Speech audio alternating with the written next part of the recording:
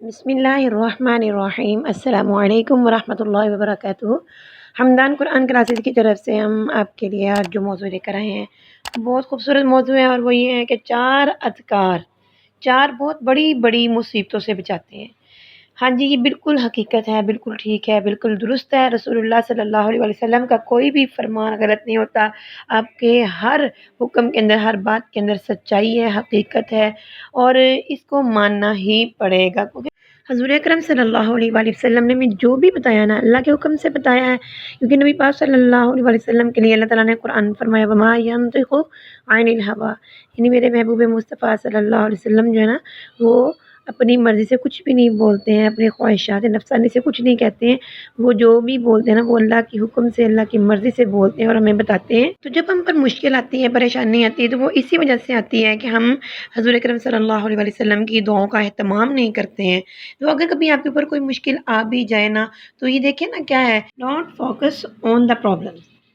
اور کیا مطلب کیا ہے کہ آپ نے فوکس جو ہے نا اپنی پرابلم کے اوپر نہیں رکھنا ہے، یعنی اپنی پرابلمس کو نہیں دیکھنا ہے، فوکس آن دا سلیوشن، آپ نے سلیوشن کو دیکھنا ہے کہ اس کا حل کیا ہے، کہ ہم نے اب کیا کرنا ہے جس کی وجہ سے ہمارے مسائل جو ہیں وہ ٹھیک ٹھاک ہو جائیں، ان کے اندر سے کوئی جو مشکلات ہیں وہ ختم ہو جائیں اور آسانیوں کی طرف ہماری زندگی چل پڑے۔ تو اس کے لیے رسول اللہ صلی اللہ علیہ وآلہ وسلم کی دعائیں جو ہے نا بڑی رہنما ہیں، کہ پہلی بات تو مشکل آتی نہیں ہے ان دعاؤں کے پڑھنے کی وجہ سے، اور اگر آپ بھی جائے تو پھر بھی دعا کا ہی اہتمام کرنے کا نبی پاک صلی اللہ علیہ وآلہ وسلم نے حکم فرمایا ہے۔ تو چلیے آئے ہم دعا سیکھتے ہیں۔ امام قرطبی رحمۃ اللہ علیہ اپنی تفسیر میں سورہ کہف کی آیت نمبر 39 سے 40 تک کی تفسیر میں بیان کرتے ہیں کہ جس شخص نے بھی 4 اذکار کہے وہ 4 چیزوں سے محفوظ ہو گیا۔ نمبر 1، جس شخص نے ما شاء اللہ لا قوت الا باللہ کہا وہ نظر بد سے محفوظ ہو گیا، یعنی اللہ کی حفاظت میں آ گیا، کیونکہ اس کا مطلب یہ ہے کہ ما شاء اللہ، جو چاہا اللہ نے، لا قوت الا باللہ، اس میں میرا کوئی کمال نہیں ہے، یہ صرف اور صرف اللہ ہی کی ہی طاقت ہے، یہ اسی کا ایک کمال ہے جو مجھے ملا ہے یا جو میرے پاس ہے، اس میں میرا کوئی اختیار نہیں ہے، اس کے اندر کسی کی بھی کوئی طاقت نہیں ہے سوائے اللہ تعالیٰ کی۔ جب انسان یہ کہہ دیتا ہے نا، تو وہ اللہ کی حفاظت میں آ جاتا ہے۔ اگر اس نے کوئی بھی اچھی چیز دیکھی ہے، اس کا گھر اچھا ہے، اور وہ باہر لکھوا لیتا ہے ماشاء اللہ لا قوت الا باللہ، تو وہ اس گھر کو یعنی سمجھ لیں کہ اللہ تعالیٰ کی طرف سے خاص حفاظت مل گئی ہے، اور وہ ہر قسم کی نظر بد سے محفوظ ہو گیا ہے۔ کوئی بچہ ہے، اچھا پڑھتا ہے، لکھتا ہے، کوئی چیز ہے اچھی ہے، خوبصورت ہے، اس کے لیے ماشاء اللہ لا قوت الا باللہ اگر کہہ دیا جائے نا، تو وہ نظر بد سے 100% محفوظ ہو جاتا ہے۔ اب ہے دوسرا جملہ، یعنی دوسرا ذکر، وہ کیا ہے؟ جس شخص نے حسبنا اللہ و نعم الوکیل کہا وہ شیطان کے شر سے نجات پا گیا۔ تو حسبنا اللہ و نعم الوکیل، اس کا مطلب کیا ہے؟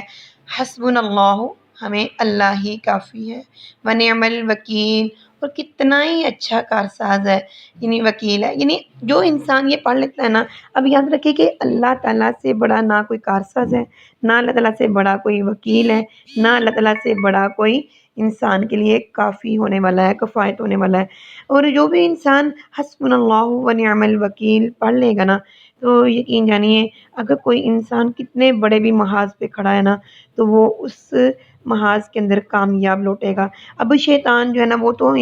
ہمیشہ سے، یعنی جب سے حضرت آدم علیہ السلام پیدا ہوئے ہیں تب سے وہ انسان کا دشمن ہے، اور تب سے وہ انسان کے ساتھ جنگ لڑ رہا ہے کہ وہ انسان کو یعنی اللہ تعالیٰ کی نظر میں گرانا چاہتا ہے اور جہنم میں گرانا چاہتا ہے،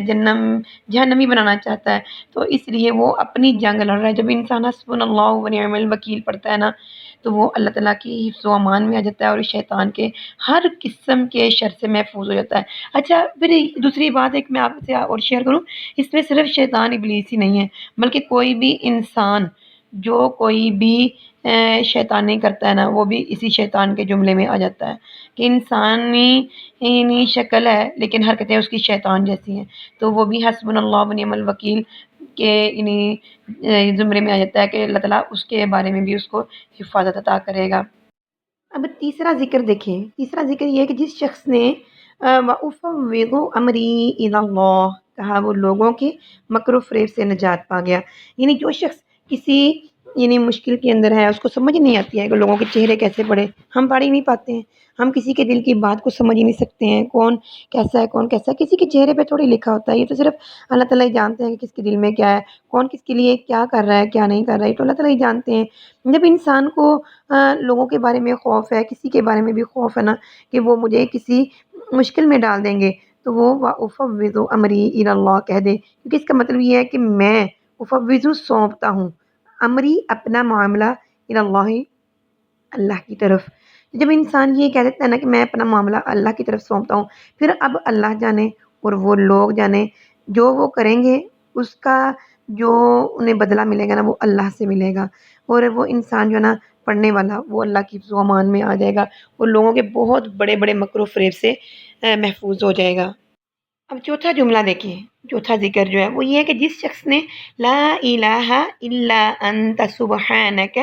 انی کنت من الظالمین کہا، وہ غم اور پریشانی سے نجات پا گیا۔ یعنی لا الہ الا انت سبحانک انی کنت من الظالمین، یہ اتنا بڑا جملہ ہے، اتنا عظیم الشان جملہ ہے، اس کو آیت کریمہ بھی کہتے ہیں، اور ہمارے گھروں میں عموماً جب کبھی مشکل آ جاتی ہے تو اسی جملے کو پڑھا جاتا ہے۔ تو یقین جانے کہ اللہ تعالیٰ کی ذات اقدس نے قرآن پاک کی آیت کے اندر صاف بتایا ہے قرآن پاک میں کہ لالا بسا فی بطنہ الی یوم یبعثون، یعنی حضرت یونس علیہ السلام جب مچھلی کے پیٹ میں تھے نا تو کتنی بڑی مشکل میں تھے، تو کوئی ان کو یقین ہی نہیں تھا کہ اب میں بچ جاؤں گا، انہوں نے یہ جملہ پڑھا تھا جس کا مطلب یہ تھا کہ لا الہ الا انت سبحانک، کوئی معبود نہیں ہے الا انت سوائے تیرے اے اللہ، سبحانہ کا تو پاک ہے ہر غلطی سے، ہر کمی کوتاہی سے، ہر کمی سے، انی کنت من الظالمین، بے شک غلطی میرے سے ہی ہوئی ہے، میں ہی ظالموں میں سے ہوں۔ جب کوئی انسان یہ پڑھتا ہے نا تو وہ جس کسی بھی مشکل میں ہوتا ہے نا اللہ تعالیٰ اس مشکل سے اس کو نجات عطا کر دیتے ہیں۔ تو اللہ تعالیٰ کہتے ہیں کہ اگر